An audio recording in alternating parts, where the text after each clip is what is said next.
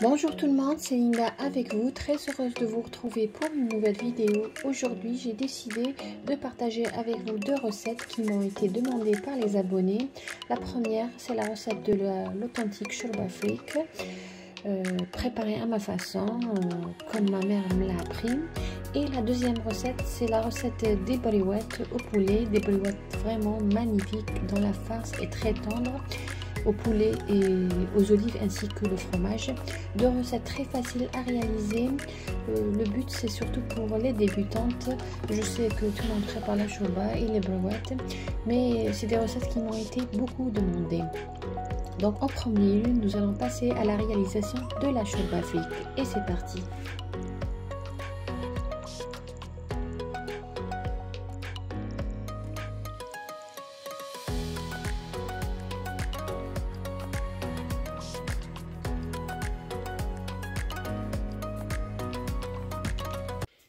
Pour ce qui est des ingrédients de notre shorba, j'aurai besoin ici d'un oignon moyen que j'ai finement haché. J'ai une poignée de pois chiches que j'ai trempé la veille. Si vous voulez juste une astuce pour avoir des pois chiches un peu grands par rapport à ceux qu'on a l'habitude d'avoir, moi j'ai trempé ces pois chiches dans de l'eau pendant 48 heures. Là j'ai besoin de 3 belles tomates bien mûres, une courgette moyenne, pas grande, un brin de céleri, un piment fort, un bouquet de coriandre fraîche, c'est très important. Aussi j'aurai besoin, là comme vous voyez, j'ai du piment fort, filfel dris. J'aurai besoin de paprika, de poivre noir, de cannelle et un peu de coriandre. Et j'aurai besoin d'une cuillère à soupe bombée de tomates concentrées, de sel bien sûr, et du fric ou du blé concassé. Pour la cuisson de ma shorba, j'ai toujours utilisé une marmite en terre cuite. Ça donne un très bon résultat. Celle-là, ça fait des années, c'est ma belle-mère paix à son âme qui me l'avait donnée et je l'ai toujours gardée. Là, comme vous voyez, j'ai un couscoussier. Je vous expliquerai tout à l'heure pourquoi. Donc dans cette marmite, je vais mettre un peu d'huile tournesol.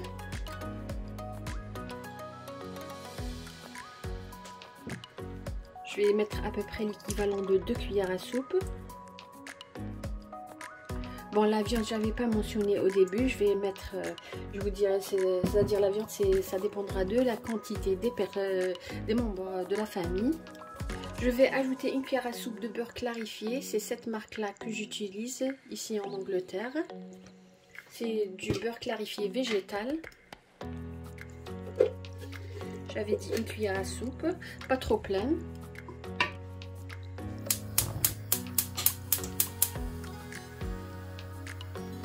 Je vais mettre l'oignon.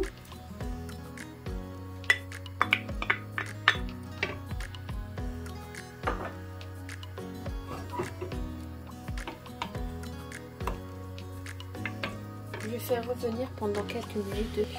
Je vais ajouter aussi les pois chiches. Et je vais faire revenir pendant à peu près 5 minutes. Après avoir fait revenir l'oignon pendant 5 minutes, je vais ajouter la viande. Là, comme vous voyez, j'ai le collier d'agneau. Moi, je trouve que c'est très bon dans la shorba. Donc, je vais mettre ça. Vous pouvez mettre aussi des côtelettes, ça donne un très bon goût. Ou tout simplement, vous pouvez mixer et ajouter un morceau de poulet ou un blanc de poulet pour les gens qui n'aiment pas trop la viande. Moi, personnellement, la plus jeune n'aime pas la viande, donc je rajoute toujours un morceau de poulet. Là, je vais ajouter la courgette que j'ai râpée. Vous pouvez tout simplement couper en petits morceaux, mais pour aller plus vite.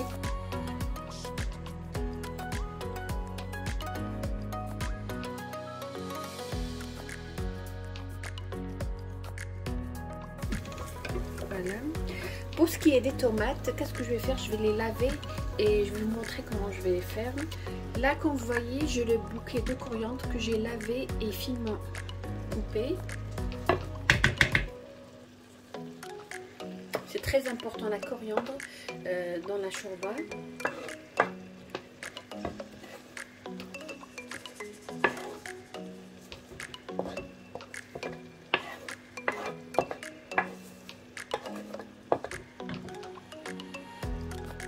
Là, comme vous voyez, j'ai le brin de céleri que j'ai coupé aussi. Je vais l'ajouter.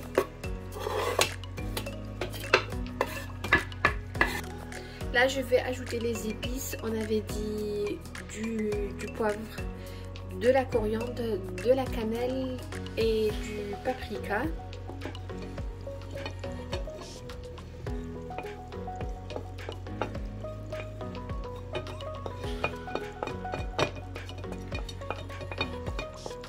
Et pour le concentré tomate, on va l'ajouter au début tout simplement pour ne pas avoir une shorba acide.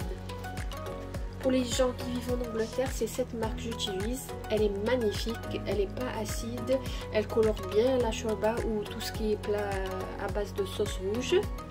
Donc je vais mettre une cuillère à soupe. Voilà, une cuillère en bois bombée.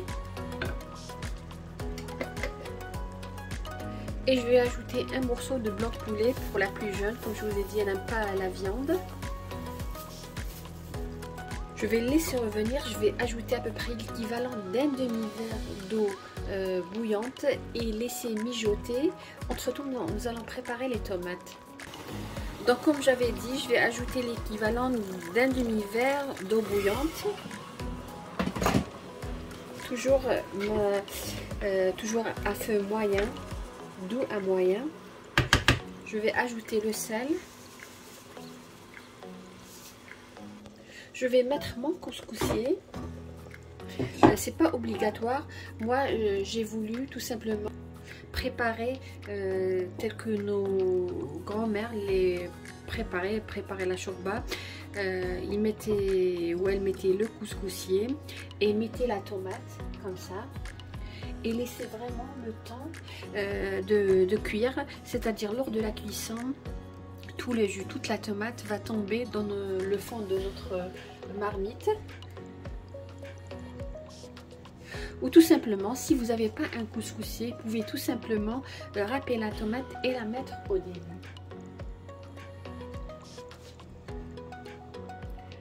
Et je vais mettre le couvercle et laisser le temps de bien mijoter. Moi, c'est très important pour moi de laisser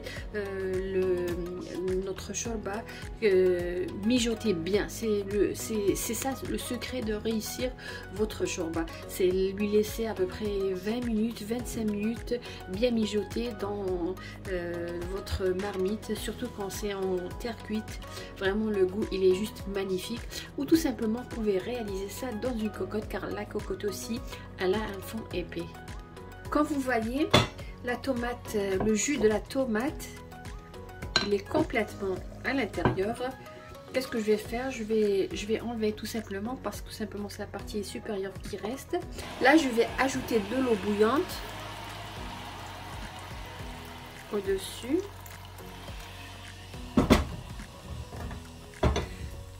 Juste pour extraire ce qui reste des tomates. Et ensuite, bien sûr, je vais enlever ce couscoussier.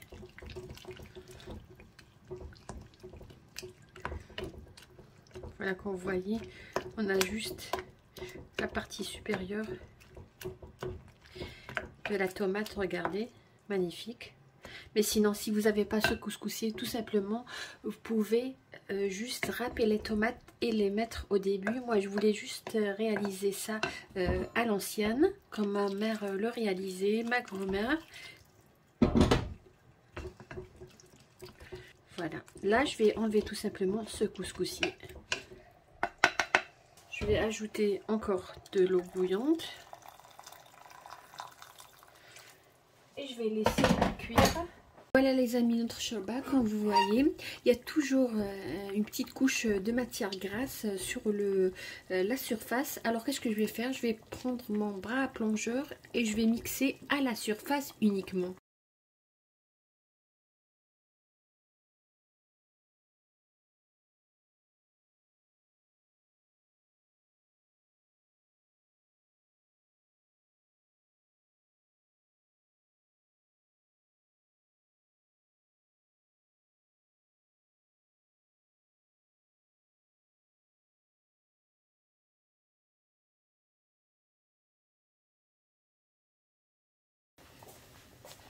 Là, je vais tout simplement laver mon blé concassé et je vais le mettre.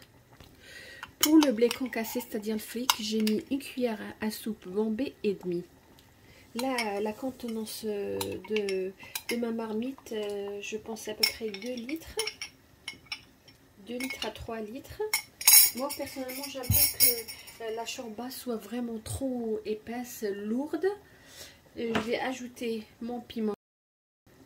Et là, c'est une astuce, ça donne un plus. C'est une tranche de citron. C'est une astuce que m'a montré ma belle-sœur, que je salue.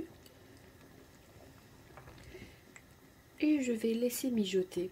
Bien sûr, j'avais mis un brin de menthe que j'avais pas filmé. Avant d'éteindre, je vais mettre un peu de menthe séchée.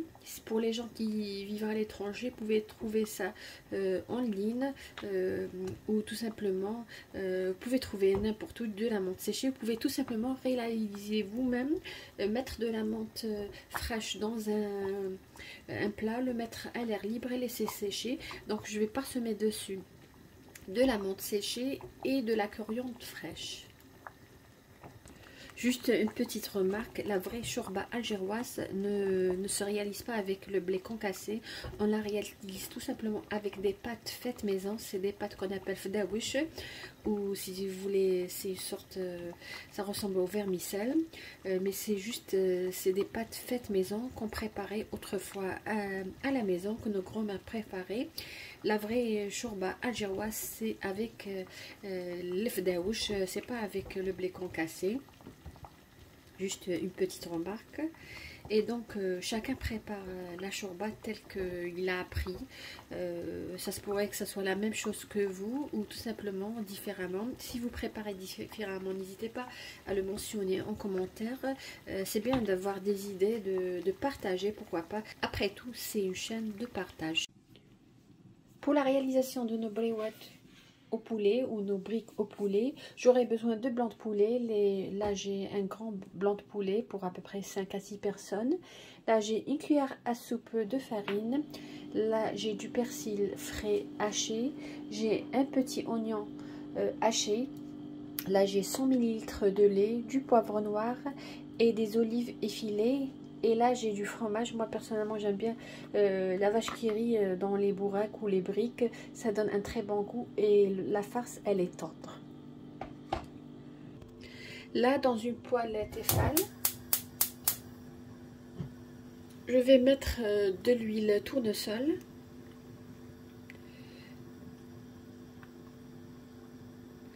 À peu près une cuillère à soupe et demie. Et je vais mettre l'oignon. Et je vais faire revenir jusqu'à ce que l'oignon devienne translucide. C'est très important. Si on ne fait pas bien cuire l'oignon jusqu'à ce qu'il se caramélise, on aura un arrière-goût dans les briques. Là, comme vous voyez, l'oignon est translucide. Je vais ajouter le blanc de poulet. J'avais coupé en petits dés.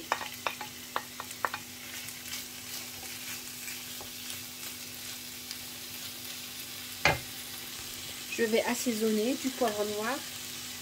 Et si vous aimez le gingembre, vous pouvez ajouter du gingembre. Si vous ajoutez du gingembre, je vous conseillerais aussi d'ajouter 2 gousses d'ail. On sait bien que l'ail et le gingembre se marient bien. Je vais ajouter le persil. Généralement, je l'ajoute en dernier. Mais comme mon petit dernier n'aime pas le persil, donc je le mets au début, comme ça il va bien cuire et il ne va pas s'apercevoir que j'ai mis du persil.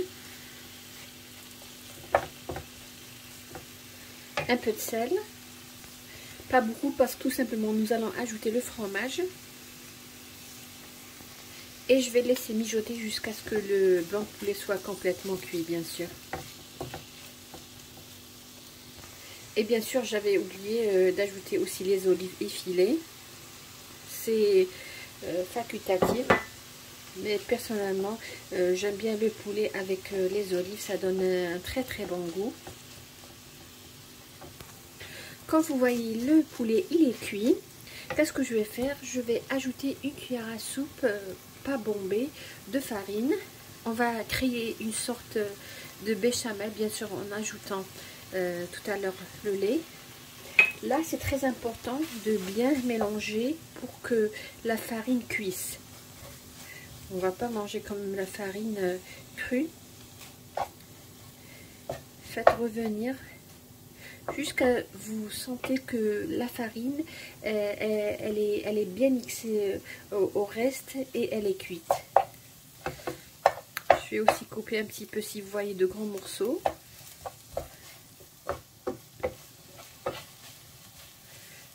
Mélanger jusqu'à ce que toute la farine soit bien mixée, que ça s'introduise bien dans notre farce. Là, je vais ajouter le fromage. Je vais ajouter 2 fromages portions. Voilà, et je vais bien mélanger un autre mélange. Comme je vous ai dit, moi j'aime bien la vache qui rit parce que le fromage il est tendre.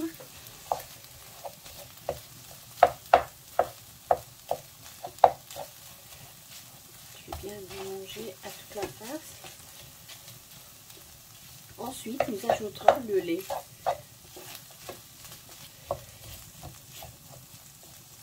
Là, c'est bon. Vous pouvez en mettre plus, mais faites attention au sel parce que les olives contiennent du sel et le fromage aussi. Là, je vais ajouter le lait. On avait dit à peu près 100 ml de lait.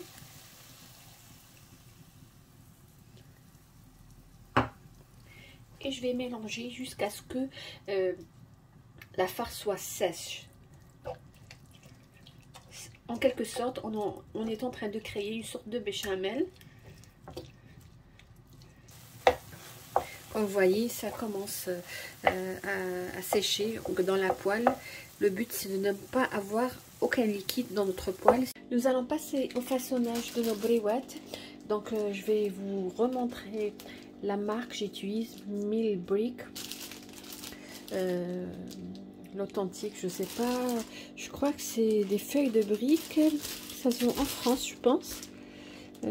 Oui, ça se vend en France, donc vous pouvez les trouver en France aussi. Elles sont magnifiques, elles ne sèchent pas et surtout elles n'absorbent pas l'huile lors de la cuisson. Donc voilà, c'est fabriqué en France.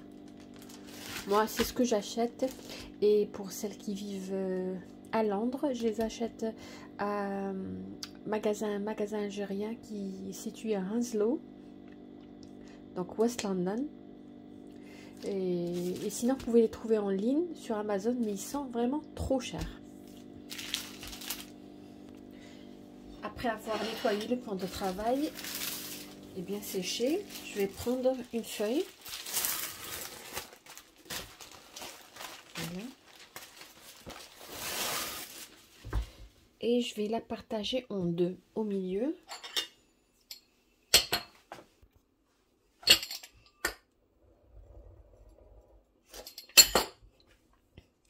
La partie brillante doit être à l'extérieur. On a une partie lisse et brillante. L'autre, elle n'est pas brillante. La partie brillante doit être à l'extérieur. Je vais plier comme ça. Voilà. Et je vais prendre ma farce qui a complètement refroidi.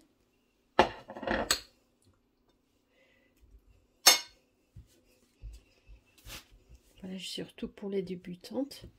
On va former des triangles. Voilà. Pas beaucoup de farce parce que c'est des petites briouettes. Et on va fermer. J'ai mis la farce pas au début, j'ai laissé un petit vide. On va fermer en sorte de réaliser des triangles. Et voilà. Bien serré. Voilà. Et ensuite, celui-là, qu'est-ce que je vais faire? J'ai un petit peu de blanc d'œuf. Vous pouvez tout simplement mettre un peu de farine et d'eau. Là, j'ai mis un peu d'eau et un peu de farine. On aura une sorte de pâte.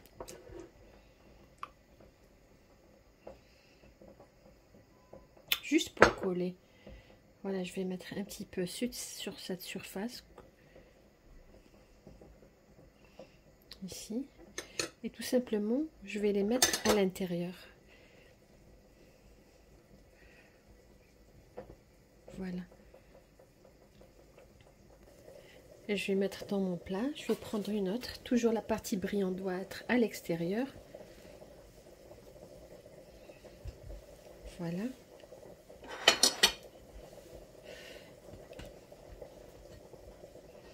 Je laisse un petit espace et je mets ma farce. Équivalent d'une cuillère à soupe. Voilà.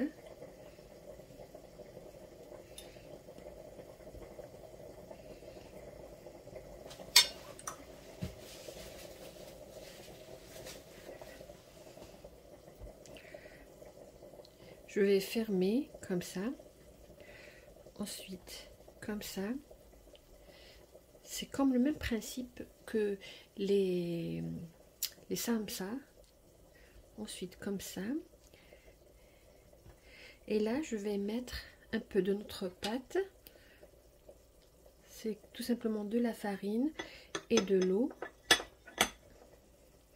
Et je vais mettre à l'intérieur pour que ça s'ouvre pas lors de la cuisson. Voilà.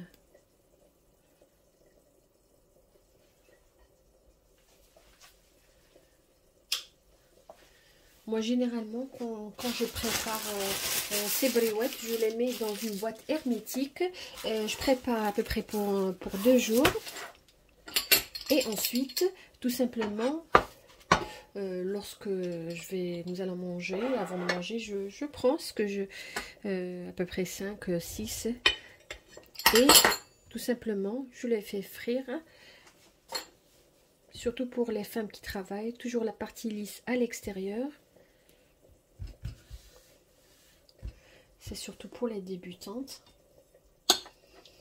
Comme là j'ai une bonne quantité, ça va, je vais mettre dans les frigos.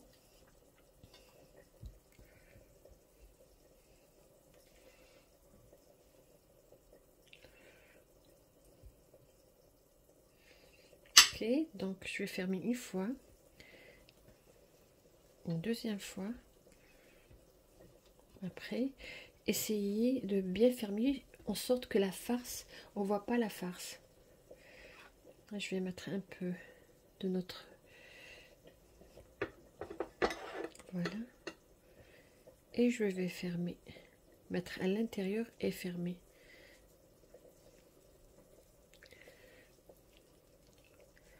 Voilà, comme vous voyez.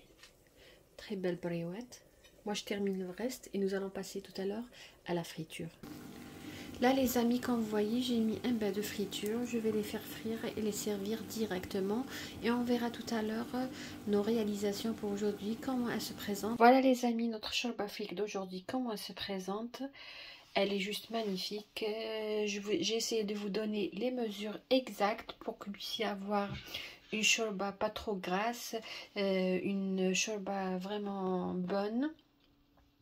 Là, comme vous voyez, on a nos briques, nos briouettes au poulet. Nous allons pas nous quitter sans voir comment se présentent nos bourraques à l'intérieur. Regardez. Bien croustillant. Voilà, j'espère que vous arrivez à voir. La face, elle est juste vraiment magnifique.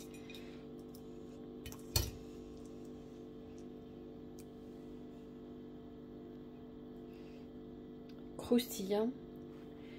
La farce, elle est trop bonne.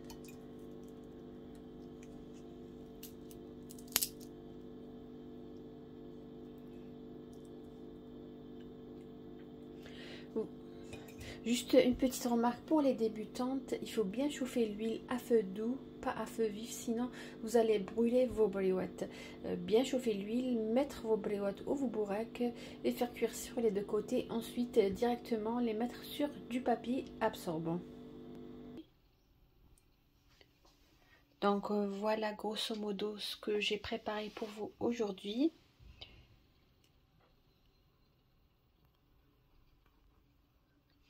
Une shorba afrique et des briouettes au poulet faciles à réaliser.